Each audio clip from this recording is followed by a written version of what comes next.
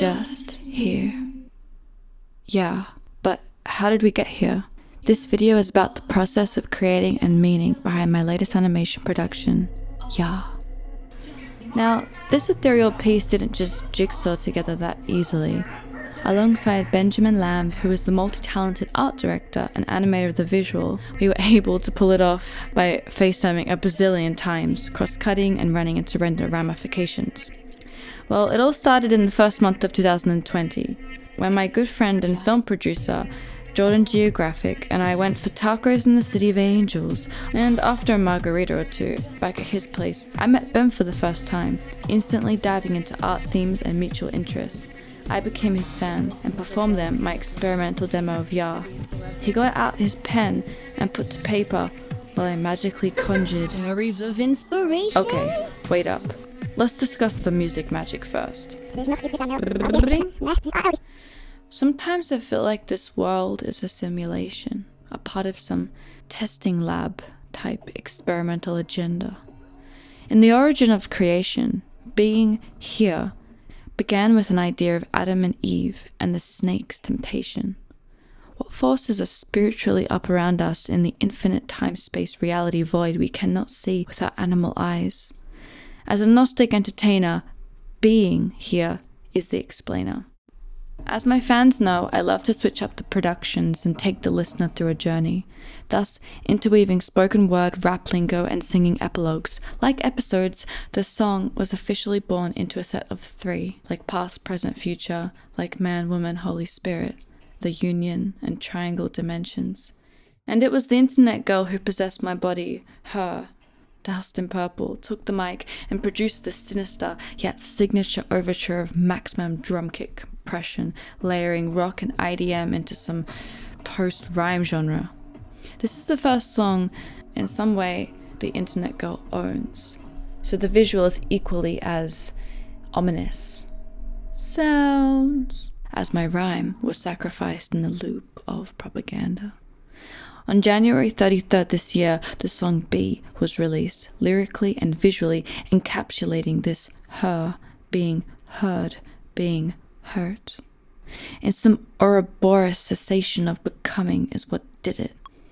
B, the prelude showed Rhyme trying to ascend out of the binds of planet Earth.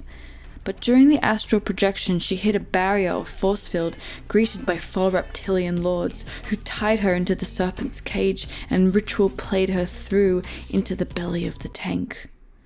And on a more progressive afternote, the Lizards and Rhyme made up and formed a band to stand up to the elite takeover, Rhyme and the Rebellion Lords. Touring until 3,906 band t-shirts now on sale, black or purple, 100% cotton. All proceeds go to campaign against New World Order. But like any great band, comes great falling outs. Really? And we see the return of these reptiles, but metamorphosized under the spell of the IG Queen guise as the masked Queen's bitches. The artwork, color, and sound is another trinity that was deeply considered, so we ended up going with Howard East, the General Zapton Angel, and instead of dreamy, light, pastel colors, we went with the deep ocean blue, hard reds, and a fuchsia-y, purpley musk. We shot some footage as a temp ideas piece that revolved around this white snake and 2 women, one of them being this kind of more evil witch queen, and then white, light, innocent energy girl. So the animation ended up having 3 characters being the white, light, innocent girl, the queen, and then the queen's masked bitches. I think everything was manifesting towards that and fell into line perfectly from the original idea. Then Ben made the animatic, and everything got pretty serious from then on. Turning towards the R video, we see a drop of venom inoculated from a fang of snake tongued by the queen, which spreads all over her body. She wakes up, engaged to sell souls. Rhyme, in the white dress, will be the subject in today's test. The glowing egg sphere represents the purity of the childhood innocence, as new souls are so in tune and protected by light forces. The job of the greedy is to break it down and coerce the spirit to sell itself over, thus gaining control of their subject's body and enslaving them into a life of fear, trauma, and compliance. This is the story of awakening, power of now, being, just here. In the breakdown, the lyrics perfectly outline the temptation and justification to submit, to comply. I borrowed a type of checklist, actually, I overheard from a top music label CEO on his criteria selection process when signing new artists. He said such things as, can the person be a future rock star, pop star? Can they be a celebrity?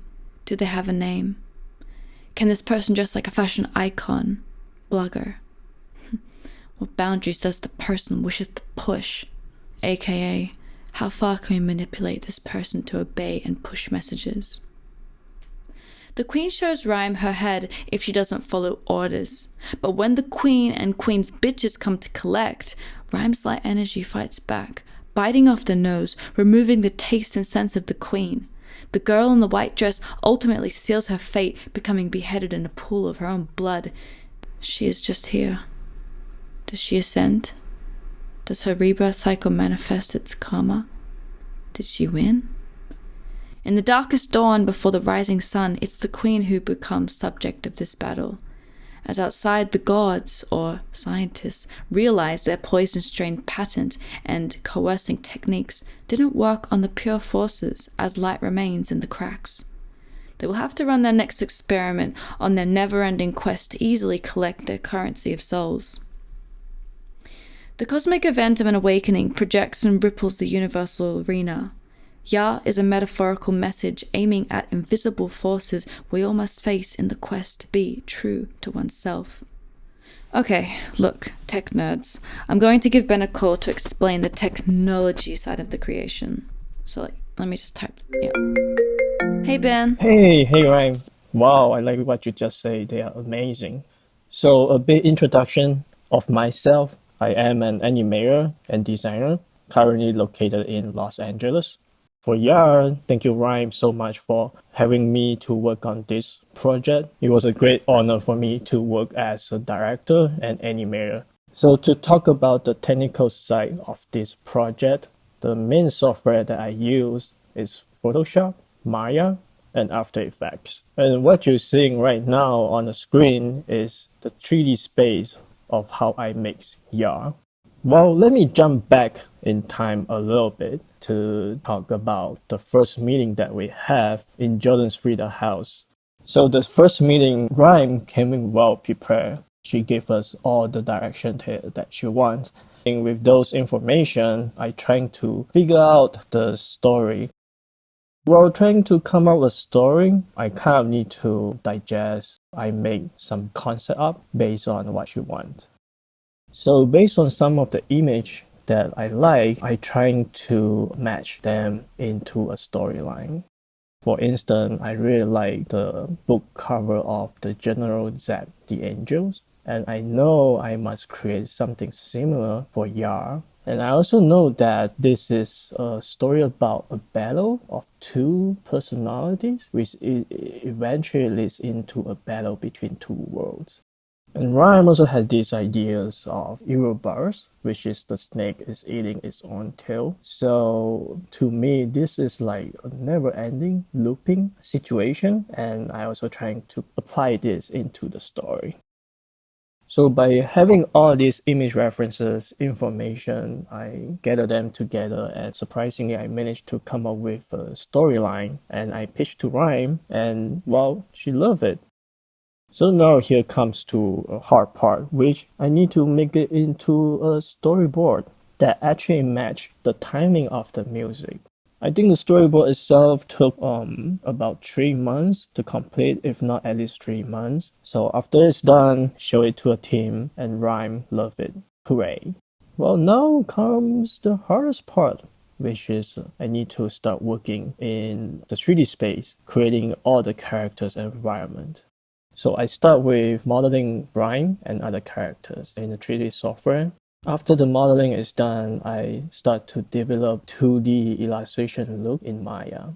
By utilizing the Toon shader in Maya, I actually get to develop some pretty good looking style that I like. After all this look development is done, I did a 30 seconds test to see how it works. And it turned out actually looking pretty good. I like it. So I make sure Rhymes like it, and I continue to work on the rest of the animation. Because of the 2D look that I have developed by utilizing the shading and lighting in Maya, the way that I develop them, I try to make it a universal setting that I could apply it to all the shots. In terms of animation, I basically just need to finish them by following all the shots that I have drawn in my storyboard.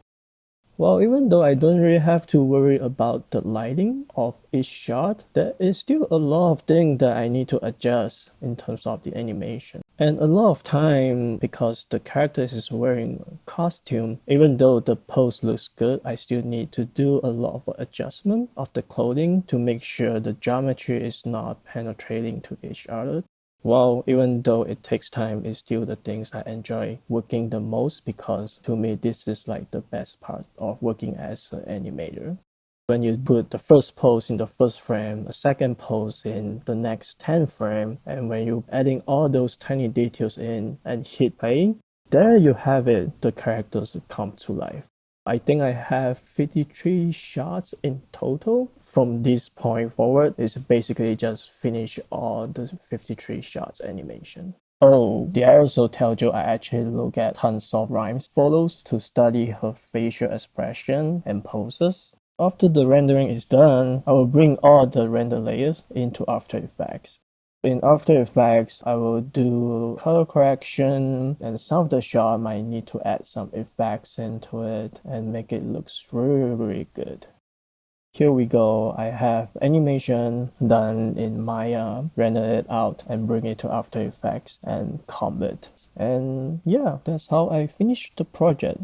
And working on YAJH, working with Rhyme, is a very, very good experience for me. Because, well, first, this is the first project. I also think that would be the only one project that I have 99% of creative freedom to create what I want. And working with Rhyme, wow, I mean, she is one of the greatest artists that I ever worked with.